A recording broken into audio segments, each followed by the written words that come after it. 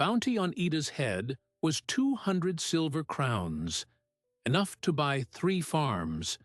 So when she collapsed on Reuben's fence, in a place where orcs were never welcome, everyone expected him to collect. Instead, he fed her. He hid her. And he uncovered the truth. The outlaw they feared had taken the blame for another's crime. A corrupt official, a dying mentor, and a lie that was about to shatter a town. This was not a fairy tale. Reuben Hale was a widowed farmer whose life had shrunk to a single acre and a single chair by the fire. Eda was an orc with a bounty on her head, wanted for stealing grain from the town mill. In Thornwood, generations of fear had made orcs synonymous with violence. So when she collapsed on Reuben's fence, everyone expected a killing. Instead, he gave her bread. The townsfolk called it treason. He called it decency. And what he discovered in the weeks that followed, hidden ledgers, a dying man's confession, would force an entire town to ask, who is the real criminal? The orc who stole food, or the official who hoarded it while families starved? Thornwood was the kind of town that kept its fear polished and its gates locked by sundown. It sat on the edge of the human territories, a day's ride from the Orc Highlands, and for 3 generations the people there had told one another that orcs were monsters. They had reasons, or they believed they had reasons. A raid in the winter of 1792, a burned homestead, a missing child whose name was still whispered. But the truth was, most of Thornwood had never seen an orc up close. Fear had been inherited, like a family heirloom no one wanted but no one could throw away. Reuben Hale had not inherited that fear, not because he was brave, but because grief had carved out every other feeling and left only a hollow quiet. His wife, Mariam, died of the red fever 6 winters past, leaving him a small house, a smaller barn, and a silence so complete he sometimes forgot the sound of his own voice. He farmed a strip of rocky soil that gave just enough to keep him alive. He had no children, no workers, no dog, just a single plow horse and a black iron kettle he still scrubbed the way Mariam had taught him. On the morning Ida fell against his fence, Reuben was mending a gate. The sun was low and gray. He heard a sound, not the wind, something heavier crashing through the brambles that lined his property. He straightened, hatchet in hand, and walked toward the boundary. There, half collapsed over the split-rail fence, was an orc woman. She was tall, taller than any man in Thornwood, but thin to the bone. Her tunic was torn, her boots broken, and the skin of her arms was cross-hatched with fresh cuts. One eye was swollen shut. The other, amber and clouded, fixed on Reuben with the exhausted, desperate focus of a creature that had spent its last strength reaching this fence and had nothing left. He could see the bounty poster a day later in town, but he had already guessed. There was a price on her head. 200 silver crowns, the notice said, for the capture of the orc who broke into the Thornwood grain mill and stole 400 bushels of barley. The theft had nearly emptied the town's winter reserve. The miller claimed to have chased the thief into the night, tracking her by the heavy footprints that only an orc could leave. The bounty was posted by the town's grain commissioner, a man named Silas Thorne. Thorne was not a magistrate, not a sheriff, but he controlled the grain supply, which in a border town meant he controlled everything. Reuben did not see the poster that first morning. All he saw was a living creature dying on his fence. He dropped the hatchet. He lifted her, not easily, but with the stubborn strength of a man accustomed to hauling fallen livestock, and carried her inside.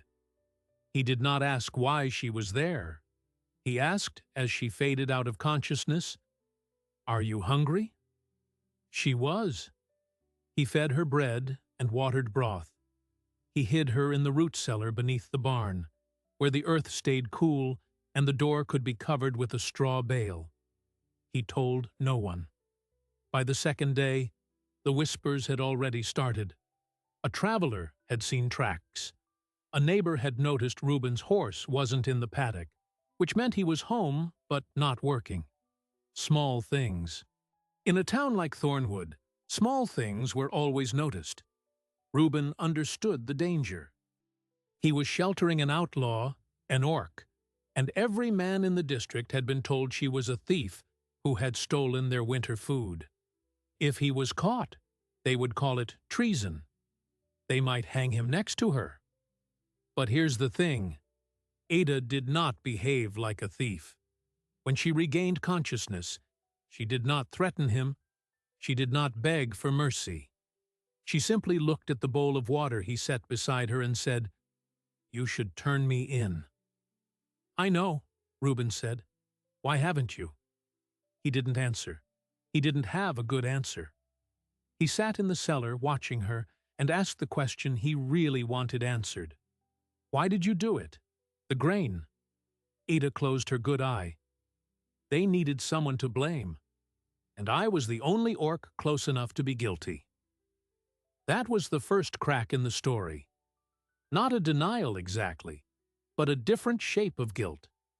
She had been found near the mill, yes, but not running from it.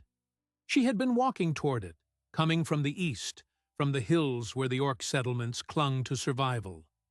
She had been looking for her mentor, an old male named Goran, who had come down from the highlands weeks earlier to barter for medicine. Goran had been dying, slowly, of a lung sickness that even human healers couldn't cure. He had gone to Thornwood and never returned. Ada had come searching. Reuben listened. He still did not know if she lied.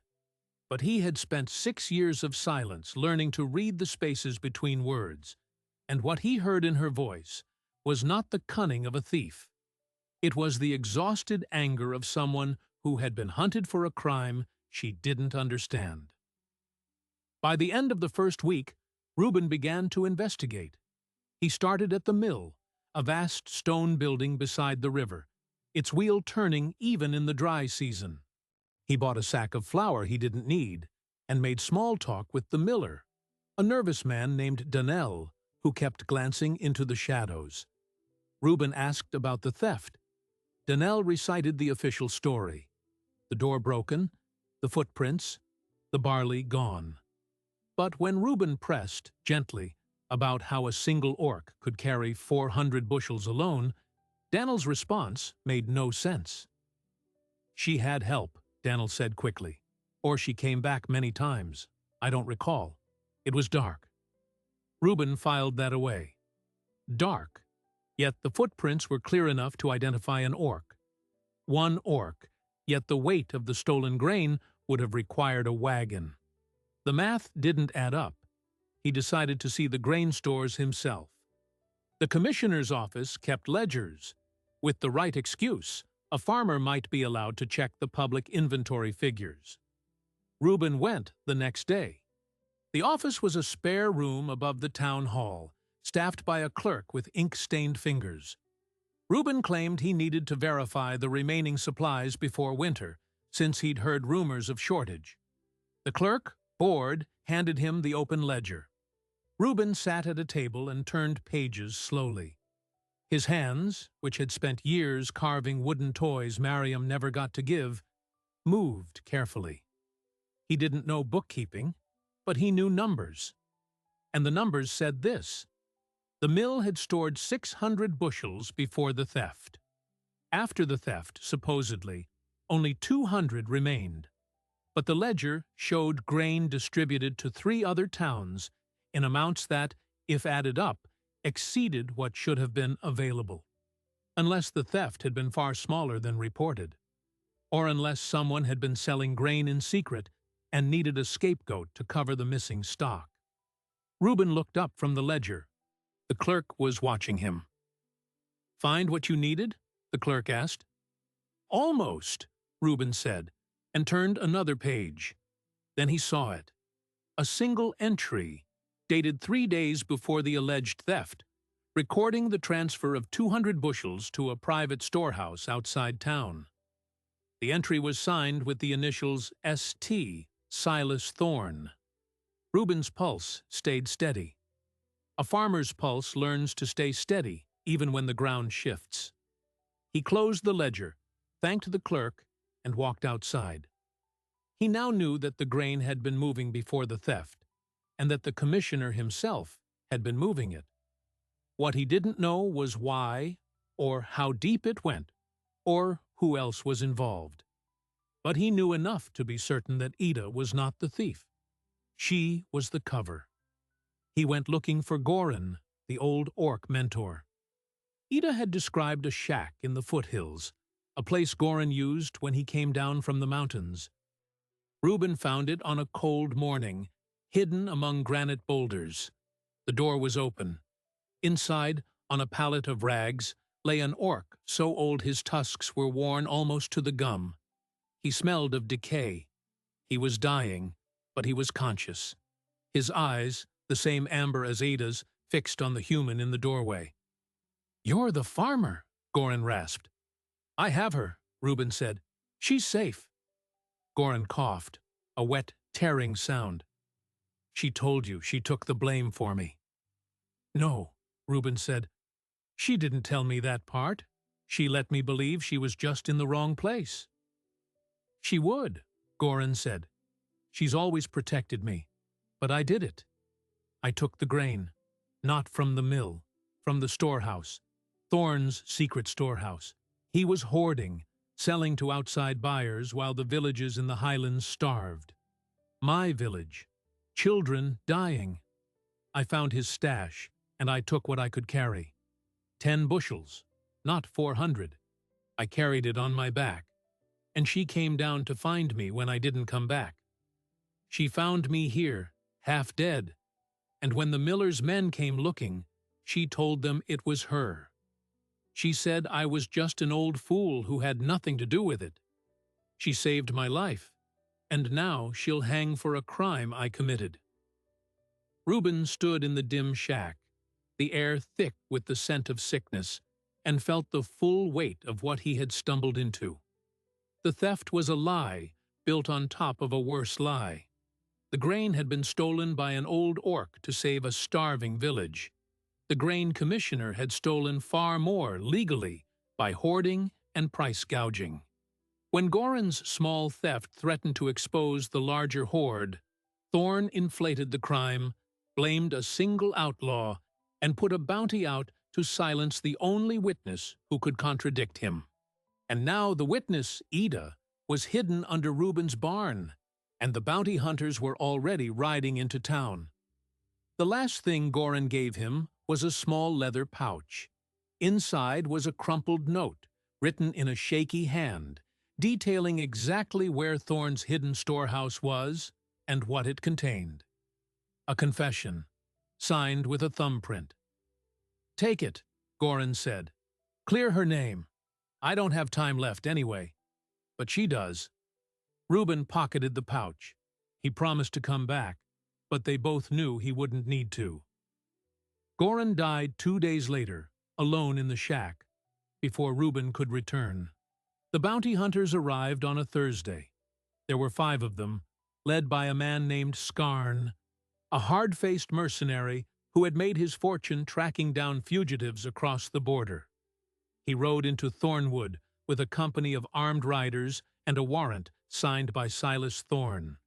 The town, already restless, welcomed the hunters like saviors. Someone had been hiding the orc. Everyone suspected that someone was Reuben.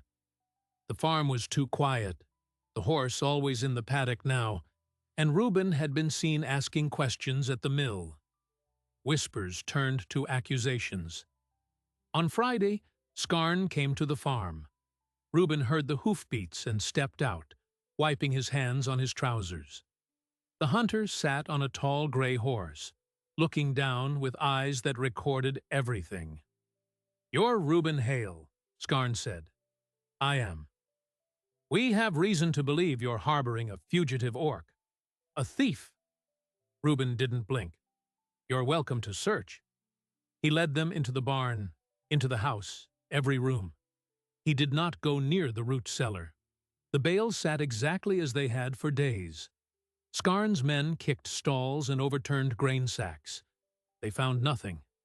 After an hour, they left, unsatisfied. Skarn paused at the gate. You're either telling the truth, he said, or you're very good at hiding things. I'll be back. Reuben waited until they were gone, then went to the cellar. Edda was there, pressed against the far wall, a rusted knife in her hand. She had heard the boots overhead. She had said nothing, had not even breathed loud enough to be heard. You trained her to be silent, Reuben thought, not a thief's reflex, a survivor's, a soldier's. He sat on the dirt floor. Goran is dead, he said. He gave me a confession. Thorn is behind all of it. Ida stared at him. Then why didn't you tell that hunter? Because a piece of paper won't stop a bounty hunter who's already been paid. They want a body. I need to get you out of here. They planned to leave the following night, under a new moon. Reuben would harness the horse, wrap Ida in blankets, and ride north toward the allied Orc tribe that could offer sanctuary. He would deliver the confession to the district magistrate afterward. The plan was desperate, but it was the only one they had. On Saturday morning, the sky turned cold and white. Reuben went to the mill one last time to gather supplies, to make sure nothing had changed. That's when he saw it. A crowd gathered outside the town hall. Skarn's men stood on the steps, and beside them stood Silas Thorn, a stout man with a trimmed beard and the satisfied expression of someone who had just solved a problem. He was holding a parchment. People of Thornwood, Thorn called, we have identified the man who sheltered the Orc thief. By my order, Reuben Hale is now considered an accomplice to the crime. Reuben stopped in the street. The crowd turned. Hands reached for him before he could move. Skarn's riders were on him in seconds, twisting his arms behind his back. The pouch with Goran's confession was still inside his coat, but he couldn't reach it. "Where is the Orc?" Skarn growled into his ear. Reuben didn't answer. They dragged him to the town hall, and as he was shoved through the door, he caught one last glimpse of the road that led to his farm. The root cellar was still hidden. Ida was still free, but she didn't know he had been taken. And no one, not a single soul in Thornwood, was coming to help her. They threw Reuben into a room that smelled of old wood and old fear. It was a storage closet turned cell, just large enough for a man to sit with his back against the wall and his knees near his chin. The door had no window. The key turned from the outside. Through the walls he could hear the crowd still gathered in the street, their voices a low, dangerous murmur. They weren't angry at Silas Thorn. They were angry at him, the farmer who had fed an orc. Thorn came after the crowd was sent home. He entered the cell with 2 guards behind him and a lantern in his hand. The light carved his face into sharp relief, a man who had prospered on other people's hunger. He sat on the only stool and looked at Reuben with the patient, condescending curiosity of someone who had already won. "You are not what I expected," Thorn said. "A widower, a nobody, a man who mends fences. How does such a man decide to betray his own town?" Reuben's hands were bound, but he did not look away. "I didn't betray the town. I fed someone who was starving." "An orc?" "Yes." Thorn leaned forward. "That orc stole 400 bushels of grain that belonged to the people of Thornwood. Do you understand what happens to a town without grain in winter?" "I understand that the ledgers don't match the theft," Reuben said quietly. "And I understand that 200 bushels moved to a private storehouse 3 days before the mill was ever broken into, signed with your initials." Thorn's face didn't change, but the lantern flame flickered, because his hand, holding the ring, had tightened. You've been looking at things that aren't your business. I've been looking at things that you made everyone's business when you blamed a dying orc and a woman who only came to find him. Thorn stood. He handed the lantern to a guard. Tomorrow, there will be a trial. The town will see that justice is done. You will be found guilty of harboring a fugitive. The orc will be caught, and she will hang beside you. And whatever you think you know will die with you. He left.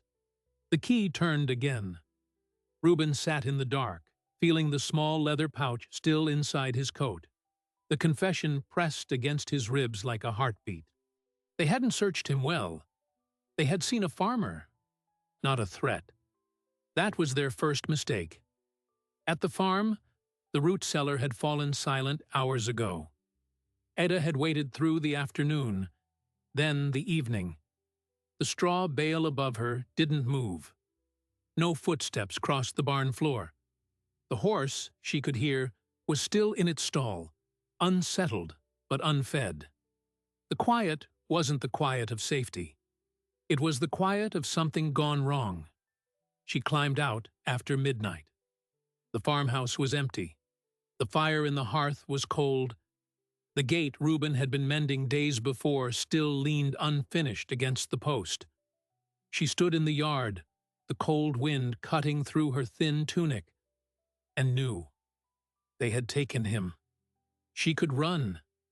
She had survived in the wilds for weeks, evading hunters and hunger. She could disappear into the highlands and never be seen again. Reuben would hang, but she would live. That was the logic of survival. But Reuben had not fed her logic. He had fed her bread. Edda went back into the house. She found a heavy wool cloak, one of Miriam's old ones, and wrapped it around her shoulders. She took a piece of dried meat and a water skin. She did not take a weapon. If she arrived armed, they would kill her before she spoke a word. Then she began the walk to Thornwood. The dawn came gray and cold, the kind of dawn that pressed down on the rooftops like a held breath. The town square had been transformed overnight. A wooden platform had been raised in front of the hall, and from its central beam dangled 2 ropes. The hangman, a silent man in a leather hood, tested the knots. The crowd had gathered early, wrapped in wool and suspicion, filling the square from the well to the mill. They expected a spectacle. They expected a hanging. Silas Thorne stood on the platform, flanked by Scarn and his hunters. Scarn's men had spent the night scouring the countryside for the orc, and had found nothing. Thorne was not worried. He believed the orc would run, as she had always run, and that her flight would be proof enough of guilt. But what he needed was Reuben's confession, or at least his silence, and the trial was the theater to secure both. Reuben was brought out in irons. His coat was torn, his wrists chafed raw. The crowd parted with a sound like water over stones. Some turned away. Most stared. A few children pointed. He was placed at the foot of the platform, where the magistrate, an aging man named Harlow, sat at a wooden desk with a ledger of his own. A man who had presided over petty disputes and boundary lines and had never expected to sentence a neighbor to die. Thorne addressed the assembly. "People of Thornwood, you know the crime. The theft of our grain stores by an orc outlaw named Ida. You know the accomplice, Reuben Hale, who hid her from the law and lied to the hunters. The evidence is clear. The sentence is death. But before justice is carried out, I offer the accused a final chance to confess and reveal the orc's location." Harlow looked at Reuben. "Do you have anything to say?" Reuben looked not at Thorne, but at the crowd, at the faces of the people he had known for years, at the woman who had once traded him a sack of onions for a mended plow blade, at the baker's son who had played with Miriam's cousin, at the silent, frightened, angry eyes that had already decided. The grain was stolen, Reuben said. But not by Ida, and not from the mill. Silas Thorne has been hoarding grain in a hidden storehouse east of town. He sold it to outside buyers while the Highland villages starved. When an old orc found the stash and took a few bushels to save his people, Thorne blamed the theft on the orcs to cover his own fraud. I have a written confession from the orc who took it. His name was Goran. He is dead. The crowd stirred. The word confession hit the cold air like a spark. Thorne's eyes narrowed, but his voice stayed steady. A desperate lie from a desperate man. Where is this confession? Reuben couldn't reach it. His hands were bound. It's in my coat. A leather pouch. Thumbprint of the dead man. Test it. Scarn stepped forward and ripped open Reuben's coat. He found the pouch, pulled out the crumpled paper, and handed it to the magistrate. Harlow unfolded it. The crowd craned forward. The old magistrate's hands trembled as he read. The note was short, written in a shaky script, signed with a smeared thumbprint and the name Goran of the Broken Tusk Clan. It named the hidden storehouse, the amount of grain, and the cruelty of Thorne's hoarding while villagers perished. Thorne snatched the note from the magistrate before it could be read aloud. A forgery, he announced. Orc trickery. This proves nothing but that the farmer has conspired with savages. But the crowd did not murmur in agreement as it had before. It murmured with uncertainty. People had seen the price of bread rise over the winter. They had heard rumors of wagons going east at night. They had wondered, in private, why the mill's stores seemed lower than the harvest should have allowed.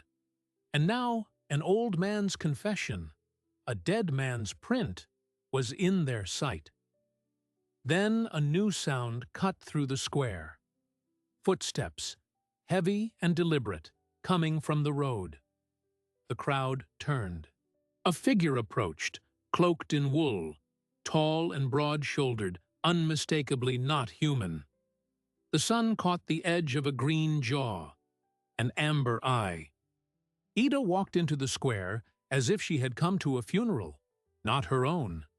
The crowd parted in terror. Children were pulled behind parents. Men drew knives. But she did not stop. She walked to the foot of the platform and stood beside Reuben. "I am Ida," she said. "I am the orc you're looking for." Scarn's riders moved to seize her, but Thorne raised a hand. He wanted witnesses. He wanted to show the town that he had control. "You admit to the theft?" "I admit to nothing," Edda said. "I came here because this man is innocent. I was never a thief. I was looking for my mentor, Goran. He stole grain from Thorne's hidden storehouse, a storehouse that should not exist. He carried 10 bushels on his back to feed a starving village. 10 bushels, not 400. I took the blame so he would not die in chains. He died anyway. But before he died, he wrote that confession." She pointed at the crumpled note still in Thorne's hand. The crowd's eyes followed. Some were still afraid, but others were now listening. The word hidden storehouse was now lodged in the square like a nail. Thorne's composure finally cracked. "Lies, all lies. The ravings of beasts. Scarn, take her!" But before Scarn could move, a voice rang out from the edge of the crowd. It was the clerk from the grain office, the young man with ink-stained fingers whose name was Petar. He had been watching from the steps of the hall, clutching a ledger against his chest like a shield. He had seen Reuben looking through the books. He had gone back that morning and compared entries, and what he found had kept him awake all night. "Stop!" Petar shouted. "I have proof. The commissioner's own ledger shows grain transfers to a private storehouse before the theft. It is in his own hand. 200 bushels, maybe more. He's been selling our grain for months." Petar held up the ledger for all to see.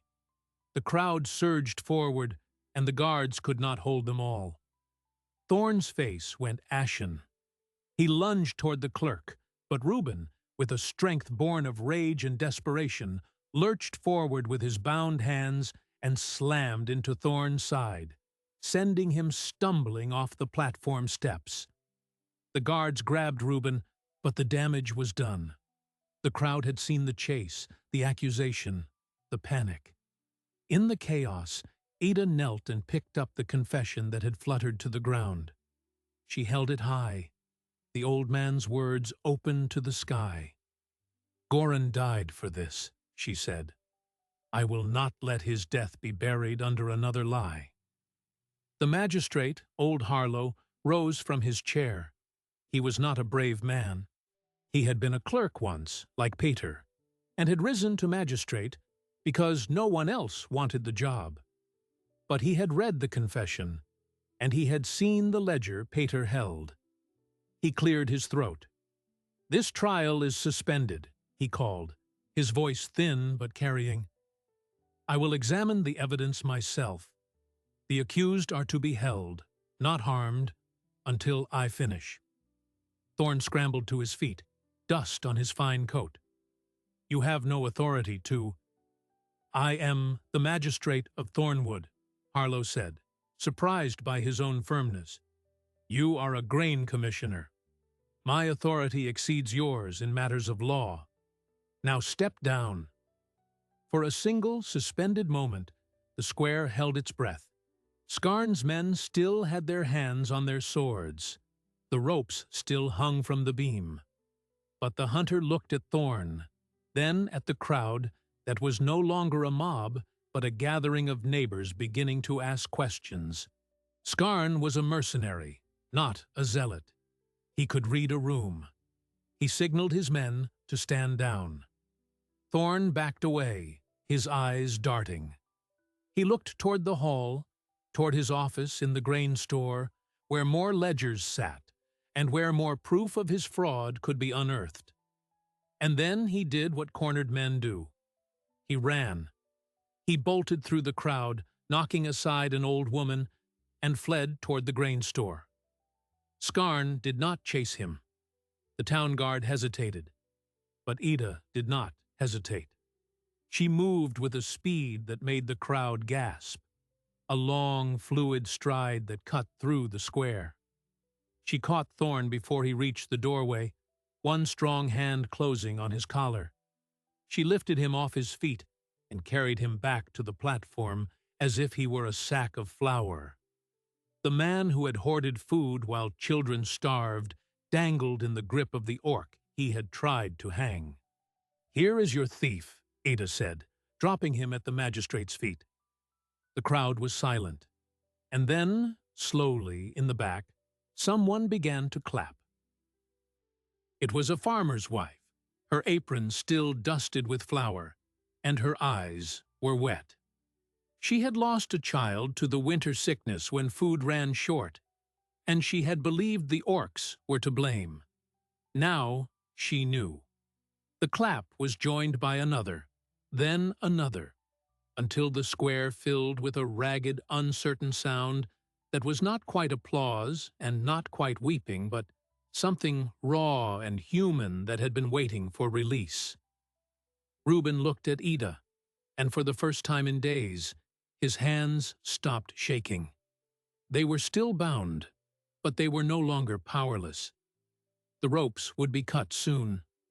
The truth was out. But the truth about Silas Thorn was not the whole truth.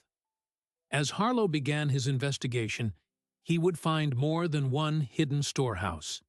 He would find documents connecting Thorn to a ring of corrupt officials across 3 districts who had been manipulating grain prices for years, letting border towns starve while their pockets swelled.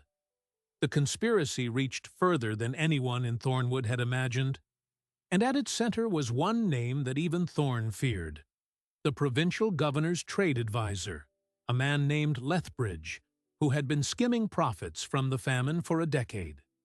That discovery would turn a local scandal into a regional crisis, and it would place Ida, Reuben, and the entire town directly in the path of men who would burn down a village to protect their secrets. Harlow's investigation began in a room that had never held a secret of any consequence. 3 days after the trial, the magistrate turned the town hall's back chamber into a courtroom of paper.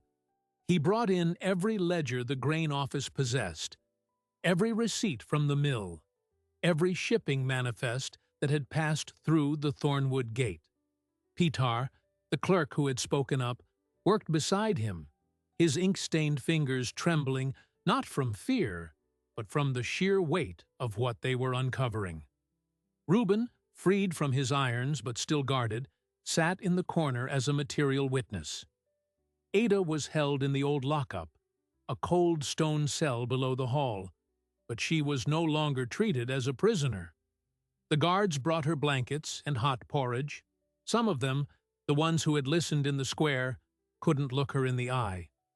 The first discovery came from a secondary ledger that Thorne had hidden behind a false back in his office cabinet, a duplicate set of entries that didn't match the public books. It showed that over the past 18 months, nearly 3,000 bushels of grain had vanished from the town's emergency reserve. That was enough to feed Thornwood for 2 full winters. It had been sold, not to neighboring towns, but to private buyers in the provincial capital, brokered through a holding company named Lethbridge Mercantile. The name Lethbridge was known to every farmer in the borderlands. He was the governor's senior trade advisor, the man who set grain tariffs and approved famine relief. He was supposed to protect supply lines. Instead, according to the ledger, he was profiting from their collapse. But here's what made it worse. The hidden ledger didn't just record sales. It recorded the corresponding deaths. Thorne had kept a column marked Impact Projections, cold numbers estimating how many families would go hungry for each shipment diverted. 200 bushels sold equaled 20 households without bread for a month. 500 bushels equaled starvation in the highland villages across the river, the Orc villages that relied on cross-border trade. Thorne had known exactly what he was doing. He had calculated human and Orc suffering like a commodity, and he had signed his initials beside every entry. When Harlow read those figures aloud, the guards in the room stopped breathing. Reuben felt a cold, deep anger settle into his bones, different from the fury of the trial. That had been fear turned into fight. This was grief.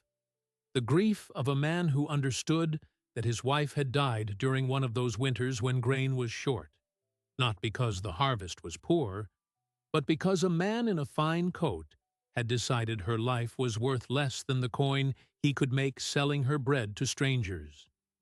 He had always thought Miriam died of the red fever. Now he understood she had died of a system that made her too weak to survive it. Edda, from her cell, heard the news through a young guard named Liska, who had started bringing her extra portions and asking quiet questions about the Orc Highlands. When Liska described the column of projected deaths, Ada said nothing. She sat against the stone wall, the amber of her eye catching the torchlight, and thought of Goran coughing his last in a shack while Thorne toasted his profits. She thought of the children in her village, the ones who had died thin and silent. And she promised herself that even if she never saw her homeland again, the man who had done this would be named and judged. On the 4th day, Harlow sent a courier to the provincial capital, carrying a sealed deposition and a selection of the ledgers. The courier was a trusted rider named Malin, who had served Thornwood for 15 years. He left at dawn, his saddlebags heavy with paper. He never arrived. His body was found on the border road the next morning, his throat cut, the saddlebags gone. The killers had left his horse unharmed. A message. This is not banditry. This is a man who carried something dangerous, and we silenced him. The town fell under a shadow. People locked their doors early. The grain office was barricaded.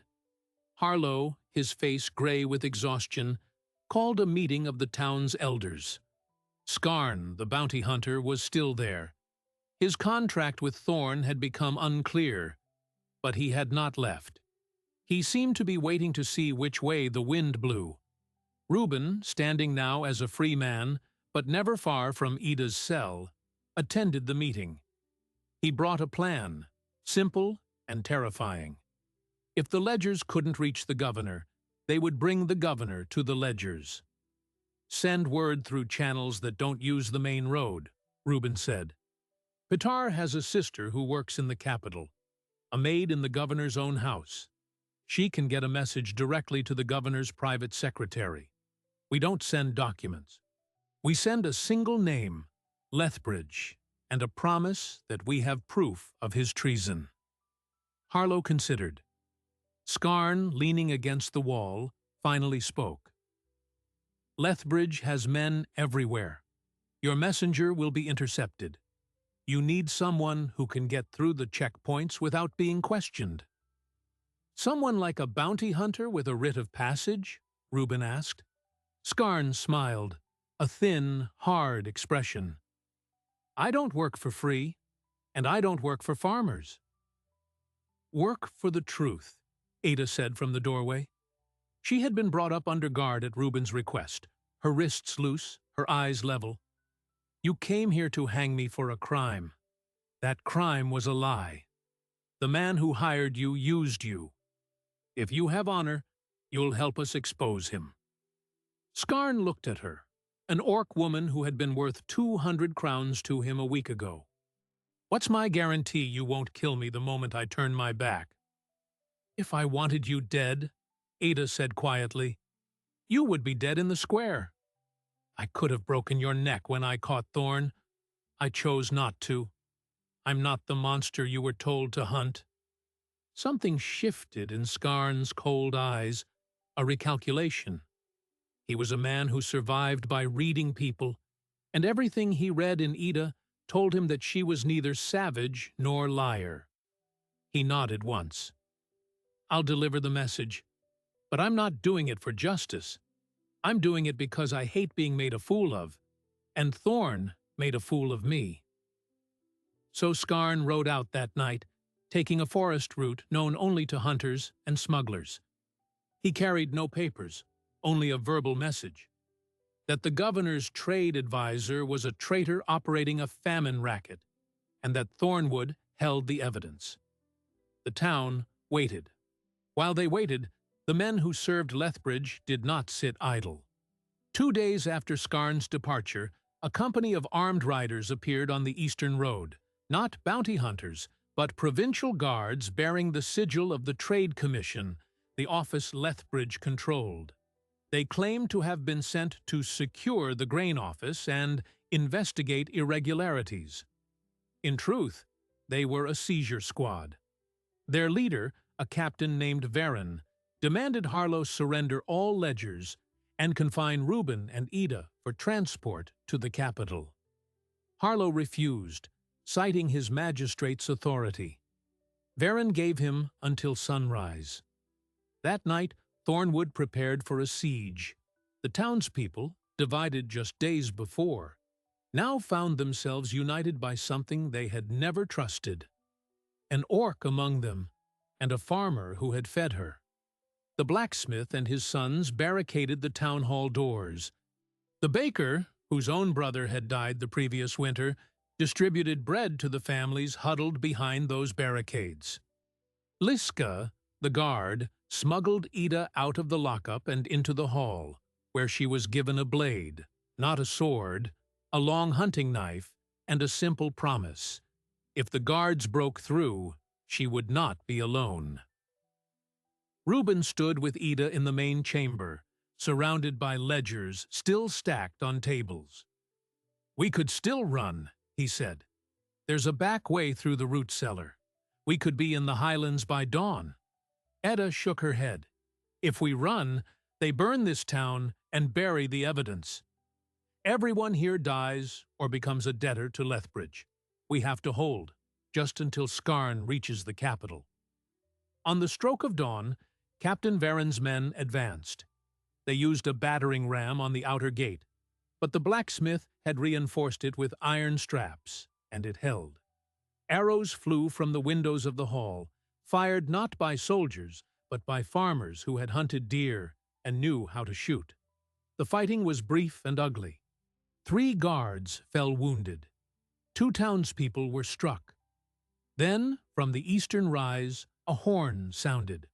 A column of riders crested the hill, 40 provincial infantry, not wearing trade commission sigils, but the governor's own crest. At their head rode a woman in full plate armor, Governor Thera Valmont herself, her gray hair streaming from beneath her helm. Beside her, unarmored but holding a writ of safe passage, was Skarn. The Trade Commission guards, seeing their master's superior, dropped their weapons. Captain Varen attempted to flee, but was pulled from his horse by Skarn's own hand. The siege was over before it had truly begun. Governor Valmont dismounted in the square, her boots cracking the frost on the cobblestones. She had been woken by her maid, Petar's sister, who had risked her position to place Skarn's message directly in the governor's hands. Valmont had been suspicious of Lethbridge for months, but had lacked hard evidence. Now, entering the town hall, she saw tables covered in ledgers, the hidden accounts, Thorne's column of projected deaths. She saw an orc woman standing with a hunting knife beside a widowed farmer, and a court clerk who had almost been hanged. "I want everything," Valmont said. "Every page, every name. I will convene a special tribunal in the capital. Lethbridge and his network will answer for their crimes." Reuben stepped forward. "There's one more thing, Governor. The orc villages across the river suffered the most. They were denied grain not just by Thorne, but by the trade tariffs Lethbridge imposed. Goran, the old orc who first exposed the horde, died trying to feed his people. His confession is here." He handed over the crumpled note, now carefully preserved in a leather folder. "If the tribunal is to bring justice, it must include the Highland villages. Ada can speak for them." Valmont looked at Ada, at her amber eyes and the cuts that still hadn't healed. "You would come to the capital? Testify before the court of your enemy?" "I would go anywhere," Ada said, "to make sure Goran's name is remembered as more than a thief." The governor nodded. "Then you shall have safe passage, and a seat at the table, both of you." But the road to the capital was long, and Lethbridge, even now, was not without resources. As the governor's column prepared to depart, word arrived from the capital. Lethbridge had fled his estate, taking with him a chest of gold and a company of loyal retainers. He was heading for the border. If he escaped, the network could reform. New officials would step into the same roles, and the famine scheme would continue under a different name. The tribunal could not convict a ghost. This was the moment when everything changed yet again. Reuben, who had never left his valley except to bury his wife, was asked to join a pursuit.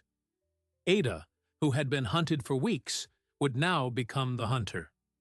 Governor Valmont offered them the resources, horses, scouts, a writ of immediate arrest. Skarn, already bloodied by the morning's fight, volunteered to guide the chase.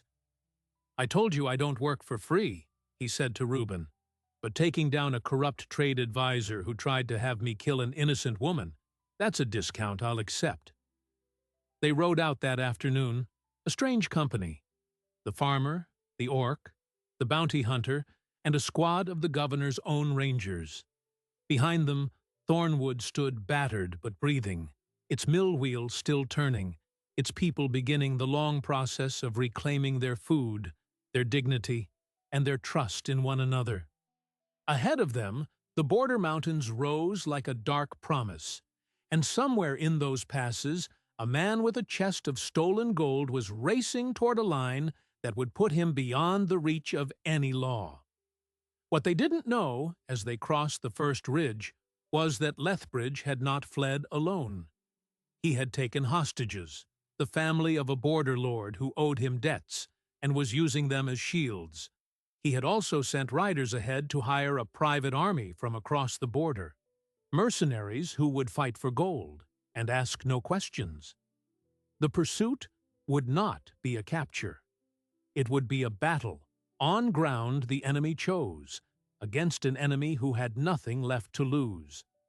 And the farmer who had only wanted to feed a starving stranger would be forced to decide just how much he was willing to sacrifice to finish what he had started.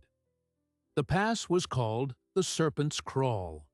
It threaded through two granite walls so narrow that a rider could not turn his horse without scraping stone. The border lay 12 miles beyond, and beyond the border no law of the province could reach. Lethbridge knew this.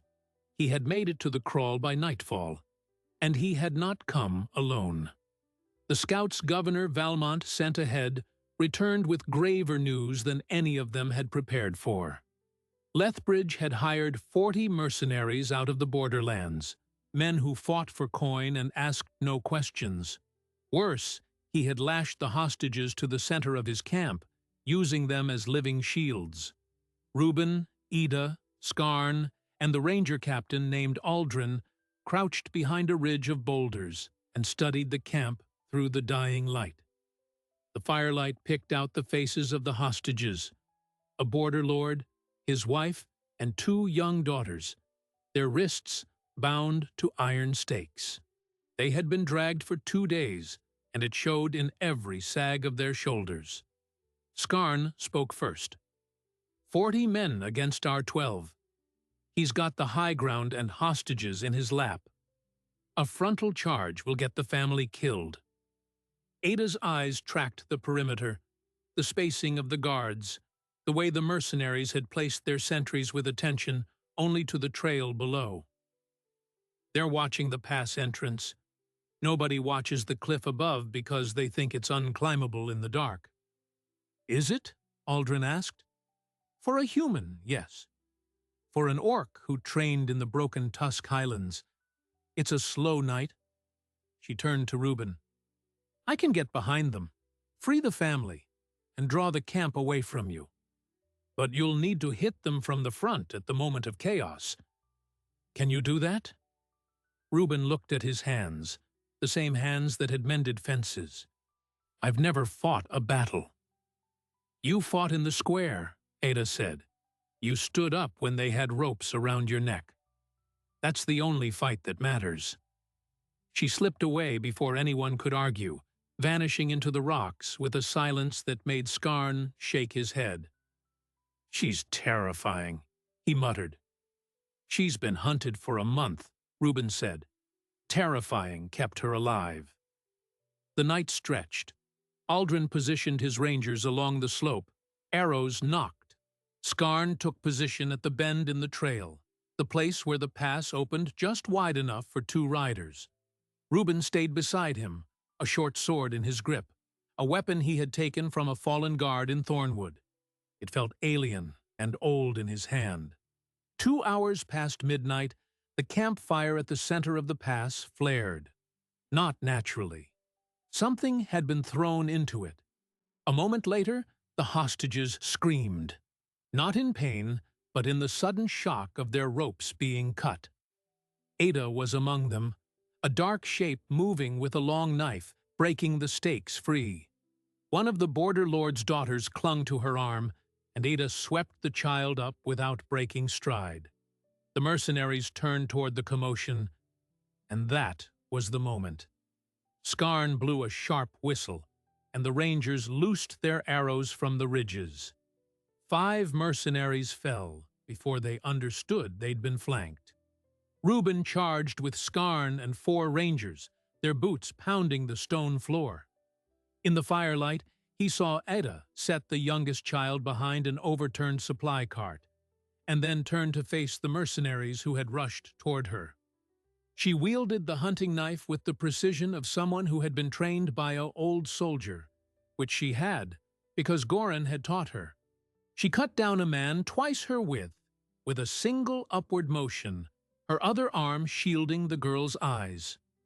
Reuben's group hit the camp's eastern edge. A mercenary swung an axe at his head, and Reuben ducked, the blade biting into wood. He came up inside the man's guard and drove the short sword into his shoulder. The man screamed and dropped. Reuben stood over him, chest heaving, and realized he had just wounded another human being. But behind that man, the hostages were dragging themselves clear, and Ida was still fighting, so he kept moving. The battle broke quickly after that. The remaining mercenaries, seeing their perimeter shattered and their employer nowhere in sight, threw down their weapons. Ada's assault from within had been the pivot. She had disabled 7 men alone, most of them with blows designed to incapacitate, not kill. She was breathing hard, but standing over the bound hostages with a calm that silenced the camp. The border lord, freed, wept openly. His wife clutched their daughters, and both girls stared at Ida with the same awe that had once terrified LRA in a different story. Except these children had never seen an orc before, and now an orc had saved them. Lethbridge was found 200 yards up the trail, struggling to haul a chest of gold over a fallen tree. Scarn caught him by the collar and dragged him back to the fire. The trade advisor's fine coat was torn, his face a mask of disbelief. He had calculated that the governor would not pursue him across the border. He had not calculated that a farmer, an orc, and a bounty hunter would ride through the night to prevent his escape. "You can't hang me," Lethbridge spat. "I have protections, treaties, friends on the council." Reuben knelt beside him. "You have a column of projected deaths in your own handwriting. You have the names of every family that starved so you could fill that chest.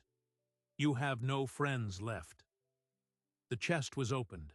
Inside were gold bars, but also a leather-bound journal.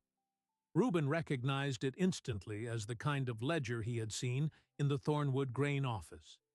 He picked it up, flipped the pages, and felt the ground tilt. There, in Lethbridge's meticulous script, was a register of every household that had received reduced rations during the famine years. The Hale household. Miriam Hale. A small mark beside her name. Succumbed. Not died. Succumbed. A business term for a human life. He said nothing. He placed the journal in his coat, next to the pouch that had held Goran's confession, now empty because the confession had become public record. The symmetry was not lost on him. The return journey took 4 days. The hostages were reunited with their people. The captured mercenaries were transported under guard to stand witness. Lethbridge rode in chains, mocked by the very rangers he had once bribed. When the party crossed back into Thornwood, they found the town waiting. Word had spread from the capital that the governor had exposed a network, and the people of Thornwood, who had once stood in silence as Reuben faced the noose, now lined the road in somber respect. The tribunal was held in the capital's Great Hall 3 weeks later. Governor Valmont presided alongside a panel of magistrates from 4 districts. The room was packed with lords, merchants, farmers, and a delegation of orc elders from the Highland villages who had traveled under safe passage, a concession that Valmont had insisted upon despite protest from half her council. Edda stood before the assembly, dressed in simple wool, not as a defendant, but as a principal witness. She spoke slowly and clearly, recounting Goran's theft, her own search for him, Thorn's scheme, and the evidence she had helped uncover. When she described the children who had died in her village because Lethbridge's tariffs had priced grain out of reach, the hall fell absolutely silent. Thorn, brought from his cell under heavy guard, confessed entirely, hoping for mercy. He detailed how Lethbridge had recruited him, how the hidden storehouse had been a distribution node for an entire regional black market, and how the blame on Ida had been a cover sustained by the town's fear of orcs. Lethbridge himself maintained his innocence until Governor Valmont ordered the journal read aloud. As the clerk recited the list of dead, name after name, Lethbridge finally broke. He slumped in his chair and did not speak again. The verdict was unanimous. Lethbridge was sentenced to forfeiture of all assets and life imprisonment. Thorn was sentenced to 30 years hard labor and restitution. The mercenaries were banished. And for Ida, the court issued a formal exoneration, canceling the bounty and sealing her record forever. Governor Valmont then did something no governor had done in the province's history. She offered the Highland Orc villages a seat on the new Grain Oversight Council, with Ada as the first representative. The offer was met with stunned silence, and then the old Orc elder who had accompanied the delegation rose and said, "We accept, not because we trust you, but because we trust her." Reuben, sitting in the gallery, did not testify. His role had already been documented. The solitary farmer who had fed a stranger. But as the tribunal concluded, the chief magistrate called his name and asked him to stand. "The law does not require a reward for common decency," the magistrate said, "but this court wishes to note that without Reuben Hale's refusal to look away, the truth would still be buried. You have reminded us that justice begins not in this chamber, but in a barn, with a bowl of water and a piece of bread." The final detail that no one expected came a week later, when the governor's auditors finished cataloging Lethbridge's assets. Among his papers, they found a letter dated 5 years earlier, addressed to Thorn, ordering the reduction of grain shipments to the Thornwood region, specifically because the local population was politically negligible and demographically declining. That reduction had cut the supplies that would have kept Mariam Hale alive through the winter of the Red Fever. It was not merely neglect, it was policy. When Reuben learned this, he went not to the town, not to the governor, but to the small stone marker he had placed on Mariam's grave, under the old elm at the edge of his farm. Ada found him there at sunset. She did not speak. She knelt beside him and, from her belt, drew a carving she had whittled during the nights of the pursuit. A small stone bowl, the traditional Orc token of sustenance, meant to be given to those who had fed others when feeding was hard. She pressed it into his palm. "She would be proud of you," Eda said. Reuben closed his fingers around the bowl. "I spent 6 years thinking grief was all I had left. Now, I think perhaps grief was protecting something until I needed it." What was it protecting? The ability to see a stranger and not be afraid. He planted Mariam's tree that spring, a white oak sapling that he watered from the bowl Ada had given him. By summer, the first buds appeared. By autumn, Eda returned from the Highlands with the news that the new Oversight Council had approved grain shipments to every village, that Goran's name had been carved into the clan monument, and that the broken-tusk children who had survived the famine were now strong enough to play in the mountain streams. She would continue to serve on the council, traveling between the Highlands and the capital, but she kept a second home now, a small cabin that Reuben had helped build at the edge of his property, where she could rest between journeys. They never married. They never needed to. They were something older than a contract. Two people who had stood at opposite ends of a lie and walked toward each other until the lie collapsed. The town that once feared her now came to her with trade requests and border disputes, asking for her wisdom, her council seat, her voice. The children who had pointed at her in the square grew up calling her Aunt Ida, and they fought over who could sit beside her at harvest feasts. On the 3rd anniversary of the tribunal, Governor Valmont came to Thornwood to dedicate a new grain storehouse, built on the site of Thorn's old one, with a charter that guaranteed equal access to all communities, human and orc alike. Above the door, carved into the stone lintel, was a single phrase in both human and orc script. What was stolen can be returned. What was feared can be known. Reuben stood at the back of the crowd, the wooden bowl now hanging from a leather cord around his neck. He watched Ida speak at the dedication, her voice carrying across the square where she had once been dragged toward the noose. She spoke not of vengeance, but of the hard daily work of rebuilding trust between peoples who had been taught to fear each other.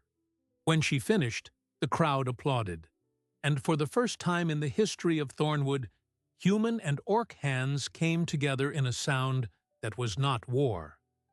That night, Reuben walked the fence line of his farm, still the same rocky acre, still the same barn. But the gate he had been mending when Ada collapsed against it was now finished, and on the post he had carved a small symbol, a bowl, a stalk of grain, and two names, Mariam, Goren. One he had loved, one he had never met, both gone, both remembered. He looked up at the stars, the same cold stars that had watched him carry a dying orc woman into his cellar, and he understood that the bounty on her head had been the smallest part of the story. The real bounty had been the truth she brought when she fell against his fence, and the life he found when he chose to feed her. He turned back toward the house, where a light now burned in the window, Ida's cabin light, steady and warm. The outlaw the town had feared was home, and the farmer who had been alone for 6 years was alone no longer. What happened in Thornwood did not end with the verdicts. It did not end with the new grain storehouse or the seat on the Oversight Council. It ended something far older, the assumption that fear was the same as wisdom. For 3 generations, the people of that border town had looked at the Orc Highlands and seen only threat. They had been taught that monsters wore tusks, that strangers meant danger, and that the safest thing to do was to lock the gate and look away. And then a widowed farmer, who had nothing left to lose but his silence, fed a dying woman because she was hungry. That single bowl of bread and broth cracked a lie that had held an entire region in its grip. The conspiracy Reuben and Ida exposed was not just about grain. It was about what happens when powerful people decide that some lives are worth less than others, and when ordinary people let that decision stand because challenging it feels too costly. Silas Thorne and Lethbridge did not create the fear between humans and orcs. They inherited it, and they weaponized it. They knew that a town convinced of an orc's guilt would never ask where the grain had really gone. They counted on prejudice to do the work of a cover-up, and for years it did. Ida's journey from bounty to exoneration exposed that machinery. But the deeper truth she brought back with her was not about a corrupt official or a hidden ledger. It was that the people who had called for her hanging were not evil. They were afraid, hungry, and lied to. When the lies were stripped away, they fed her just as Reuben had. They barricaded the town for her. They listened when she spoke in the square. That turn did not happen because they became heroes. It happened because someone showed them that the monster they feared was never real, and that the real crime had been committed in their name. The question that Thornwood leaves us is not why Reuben Hale opened his door. It is how many of us would do the same when the whole world says not to. The story is about an orc outlaw, but it is also about every person who has been blamed for a crime they didn't commit, every stranger who has been turned away at the fence, every truth that stayed buried because someone was afraid to speak it. It asks whether decency is an act of defiance in a world that rewards suspicion, and whether the smallest gesture, a bowl of water, a piece of bread, can be the thing that breaks a conspiracy wide open. In the end, Goran's name was carved into the clan monument, Mariam's tree grew beside the farm, and Ida's cabin light burned steady from the hill. The bounty was never collected. The town that feared the Orc Outlaw now sent its children to her door with questions about the council and the highlands. Reuben, who had spent 6 years in a silence he thought would never lift, woke every morning to the sound of someone else's voice. Not a fairy tale. A hard-won, fragile, real thing, built on the rubble of a lie that almost hanged them both. If this story stayed with you, hit subscribe and tell us in the comments what you would have done if you found an outlaw collapsed at your fence. Sometimes the single right thing is the hardest, and sometimes it's the only thing that can save a whole town. That's the truth Reuben Hale taught us, and it's the truth that still burns in that cabin window every night, steady against the mountain dark.